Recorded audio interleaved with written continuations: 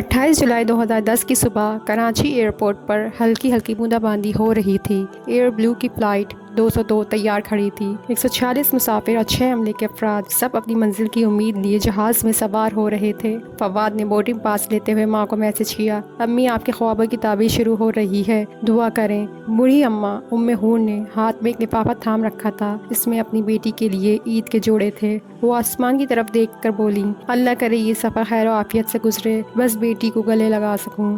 ज़ैनब ने खिड़की वाली सीट पर बैठते हुए कहा, अम्मी नानी कितनी पुरानी हो गई होंगी, जब मैं छोटी थी तब देखा था। इसकी माँ ने मुस्कुरा कर जवाब दिया, जब तुम उतरोगी तो नानी तुम्हें ज़ोर से गले लगा लेंगी। फ़्लाइट टेक ऑफ कर चुकी थी। 7:45 AM पर रवानगी हुई।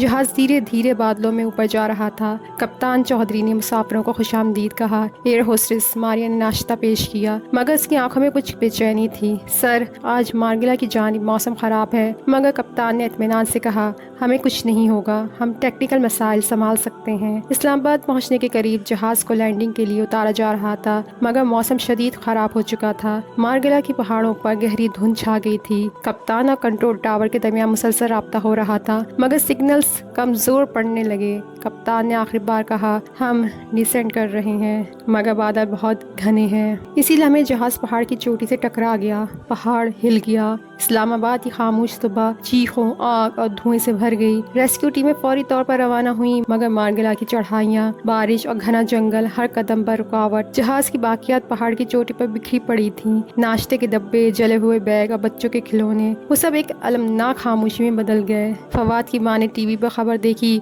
और ज़मीन पर गिर पड़ी। मेरा बच्चा, उसने तो नौकरी का ख्वाब देखा था। ज़ैनब की नानी एयरपोर्ट पर हाथों में खिलौने लिए खड़ी थी, मगर इस जहाज़ से कोई ना उतरा। उम्मे हूर का बैग रेस्क्यू एहलकार के हाथ लगा, जिसमें ख़त था, बेटी तुम्हें देखे हुए बरसों हो गए। ये पाकिस्तान की हवाबाजी की तारीख का बदतरीन हादसा था। 152 जाने सिर्फ एदाद नहीं थे, हर एक के पीछे एक पूरी दुनिया थी। पायलट, बच्चे, तालिबे इल्म, बुजुर्ग, औरतें, सब अल्लाह को प्यारे हो गए। मार्गिला के पहाड़ आज भी खामोश खड़े हैं, मगर हर हवा की सरगोशी उनकी आखिरी चीखों की गवाह है। इस्लामाबाद में यादगार तामीर हुई। शोदा के लवाहिकीन आज भी सालगिरह नहीं मनाते, बल्कि फातिहा दिलाते हैं। वो माँ जो बेटी को रुखसत करते हुए कहती है, जल्दी फ़ोन करना, अब हर फ़ोन की बेल पर चौंक जाती है। ये कहानी सिर्फ एक हादसा नहीं, ये सबक है, एहसास है और एक याद है। हम इन सब को खराज पेश करते हैं जिन्होंने उस रोज़ अपनी जानें कुर्बान दी। अगर आपका दिल भी भर आया तो कमेंट में लिखें, हमें तो याद आते हैं। और सब्सक्राइब करें सुनो उर्दू किस्से, जहाँ पर कहानी रूह से जुड़ी होती है।